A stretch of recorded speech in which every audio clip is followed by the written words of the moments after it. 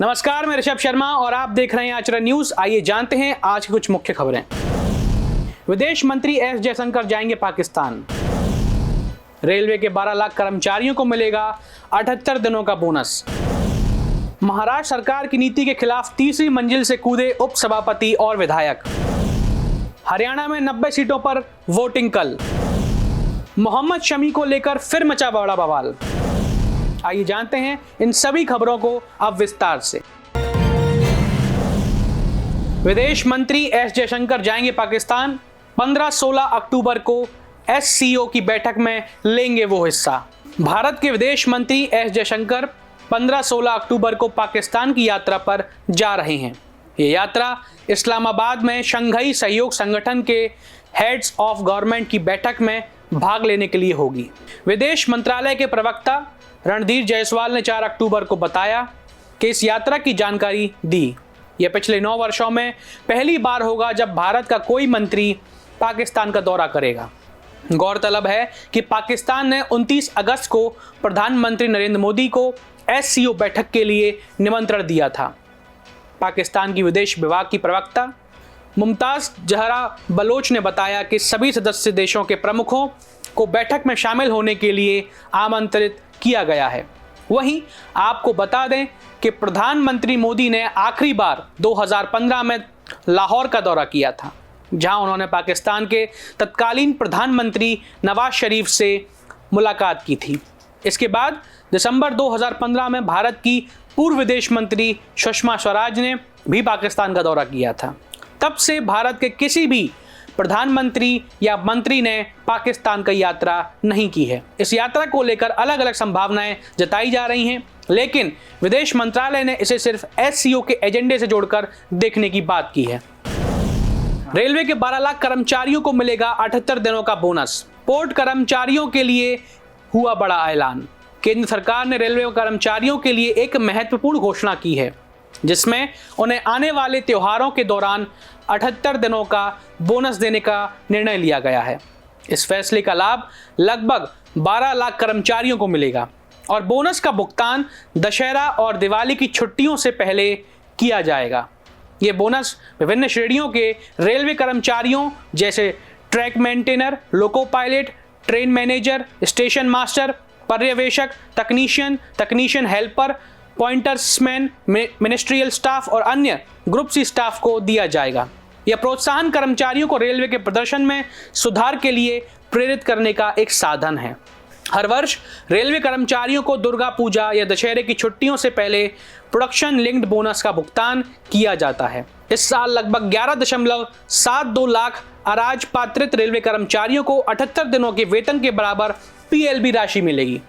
प्रत्येक पात्र कर्मचारी के लिए अधिकतम भुगतान 78 दिनों के लिए 17,951 रुपए होगा। इस वर्ष 2023-24 में रेलवे का प्रदर्शन उत्कृष्ट रहा है। रेलवे ने रिकॉर्ड 1588 मिलियन टन माल लोड किया और लगभग 6.7 बिलियन यात्रियों को परिवहन भी करवाया। इस सकारात्मक प्रदर्शन के मद्देनजर सरकार ने कर्मचारियों को प्रोत्साहित करने के लिए यह बोनस देने का निर्णय लिया है, जिससे उनकी मेहनत और योगदान को मान्यता मिल सके। महाराष्ट्र सरकार की नीति के खिलाफ तीसरी मंजिल से कूदे उप सभापति और विधायक। नीचे जाल होने से बची उनकी जान। महाराष्ट्र में सरकार की नीतियों के खिलाफ सत्ताधारी गठबंधन के ही नेता विरोध में उतर आए हैं। यहां तक कि गठबंधन के नेता विधायक के साथ ही उप सभापति विरोध जताने के लिए मंत्रालय बिल्डिंग की तीसरी फ्लोर से कूद गए। हालांकि बिल्डिंग में नेट लगा हुआ था, इस वजह से उन्हें किसी तरह की चोट नहीं लगी। दरअसल पेशा के तहत अधिसूचित अनुसूचित जनजाति के उम्मीदवारों की नियुक्ति बंद करने और विधानसभा चुनावों से पहले धन नगरों को अनुसूचित जनजाति का दर्जा देने का विरोध हो रहा है। इसी को लेकर सत्तारूढ़ गठबंधन के सबसे वरिष्ठ आदिवासी विधायकों में से एक उपसभापति एनसीपी विधायक नरहरि जिरवाल सहित कई आदिवासी विधायकों ने मंत्रालय में लगाए गए सुरक्षा जाल पर कूदकर विरोध जताया। महाराष्ट्र के उपसभापति नरहरि जिरवाल के साथ ही 3 अन्य विधायकों ने यह कदम उठाया। वे एक मंजिल नीचे एक जाल पर सुरक्षित रूप से गिरे, जिसे 2018 में सचिवालय में लोगों द्वारा जान देने के प्रयासों को रोकने के लिए कराया गया था। जिरवाल राष्ट्रवादी कांग्रेस पार्टी के अजीत पवार गुट के सदस्य हैं। वीडियो में तीनों विधायकों को जाल पर उतरने के बाद वापस इमारत में चढ़ते हुए देखा जा सकता है। अधिकारियों ने कहा कि उनमें से किसी को भी कोई चोट नहीं आई है। जिरवाल को तीसरी मंजिल से छलांग लगाने के बाद पुलिस ले गई। जिरवाल के साथ साथ भाजपा सांसद हेमंत सावरा, विधायक किरण लहामाटे, हीरामन खोसकर और राजेश पाटिल भी सुरक्षा घेरे में लिए गए हैं। पुलिस द्वारा विधायकों को जाल से बाहर निकाले जाने के बाद उन्होंने मंत्रालय परिसर में धरना भी दिया। आदिवासी विधायक पंचायत अनुसूचित क्षेत्रों में विस्तार पेशा अधिनियम 1996 के तहत सरकारी नौकरियों में आदिवासियों की भर्ती की मांग को लेकर विरोध प्रदर्शन कर रहे हैं। रिपोर्ट्स के अनुसार उन्होंने कहा कि अक्टूबर 2023 से पेशा में 17 विभिन्न श्रेणियों में आदिवासियों की भर्ती की प्रक्रिया राज्य सरकार के स्तर पर ठप पड़ी हुई है।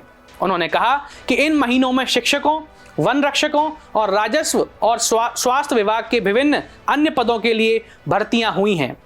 रिपोर्ट के अनुसार एक अधिकारी ने यह भी बताया कि पेशा के तहत आदिवासी छात्रों को नियुक्त किया गया था, लेकिन बाद में उन्हें बताया गया कि उन्हें पूर्णकालिक नियुक्ति नहीं मिल सकती है। उन्होंने सीएम शिंदे से मिलने की भी बहुत कोशिश की, लेकिन वे सीएम से नहीं मिल सके, इसलिए उन्होंने आक्रामक रूप अपनाना पड़ा है। हरियाणा में 90 सीटों पर वोटिंग कल, पोलिंग बूथों पर पहुंचे मतदान दल। 18 जिलों में बारिश का हाई अलर्ट। हरियाणा की 90 विधानसभा सीटों के लिए कल 5 अक्टूबर को सुबह 7 बजे से शाम 6 बजे तक वोटिंग होगी। इसके लिए प्रदेश में 20,632 पोलिंग बूथ बनाए गए हैं। इसके लिए पोलिंग टीमें ईवीएम और वीवीपैट मशीनें लेकर बूथों तक पहुंच गई हैं। मतगणना 8 अक्टूबर को होगी। हरियाणा में जिस तरह चुनावी माहौल बना हुआ है, उसमें सभी को 5 अक्टूबर से ज़्यादा 8 अक्टूबर का इंतजार है। हरियाणा में लड़ाई भाजपा और कांग्रेस के बीच है। कल होने वाले मतदान से पहले सट्टा बाजार भी गरमाया गया है। सट्टा बाजार भविष्यवाणी कर रहा है कि हरियाणा में कांग्रेस का पलड़ा ज्यादा भारी होगा। 90 विधानसभा सीटों में से कांग्रेस को 56 से 58 सीटें मिलने का अनुमान है, जिसमें कांग्रेस सरकार बनाने की स्थिति पूरी तरह साफ है। फैलादी सट्टा बाजार का अनुमान है कि सत्तारूढ़ पार्टी के आगामी चुनावों में 24 से 26 सीटें हासिल करेगी। राजस्थान के अन्य सट्टा बाजार कांग्रेस को तो 60 सीटें दे रहे हैं, जबकि वे भाजपा को अधिकतम 20 सीटें दे रहे हैं। हालांकि सट्टा बाजार के पास कोई मशीन या तकनीक नहीं है जिसके आधार पर वो सही अनुमान बता सकें। इस बीच मौसम विभाग ने वोटिंग के दिन बारिश का अलर्ट जारी किया। इस दौरान 18 जिलों में बारिश हो सकती है। मोहम्मद शमी को लेकर फिर मचा बड़ा बवाल। पत्नी ने फिर लगाए गंभीर आरोप। टीम इंडिया के तेज गेंदबाज मोहम्मद शमी हाल ही में अपनी बेटी आयरा से मिले, जिससे वह काफी भावुक हो गए। उन्होंने इस मुलाकात का वीडियो अपने इंस्टाग्राम पर साझा किया है, लेकिन उनकी पत्नी हसीन जहां ने इस पर गंभीर आरोप लगाए हैं। उन्होंने कहा कि यह सब एक दिखावा है। हसीन ने बताया कि आयरा का पासपोर्ट एक्सपायर हो गया है और शमी ने एक महत्वपूर्ण डॉक्यूमेंट पर साइन नहीं किए। बता दें कि शमी और आयरा के बीच काफ़ी समय से मुलाकात नहीं हुई थी। जब वे मिले तो शमी अपने इमोशंस को नियंत्रण नहीं कर पाए।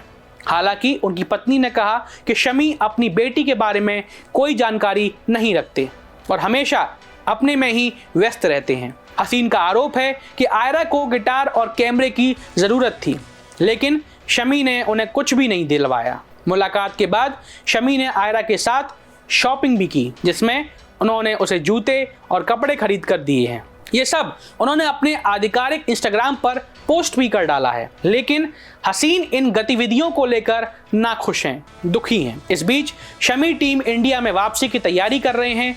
वहीं बेंगलोर की नेशनल क्रिकेट एकेडमी में कड़ी मेहनत कर रहे हैं। हाल ही में उनकी वापसी को लेकर कुछ अफवाहें भी उड़ रही हैं, जिनका शमी ने खंडन किया और उन्हें झूठा बताया है। देश दुनिया की सभी खबरें देखने के लिए जुड़े रहिए आचरण न्यूज से। आचरण न्यूज, हर कदम आपके साथ।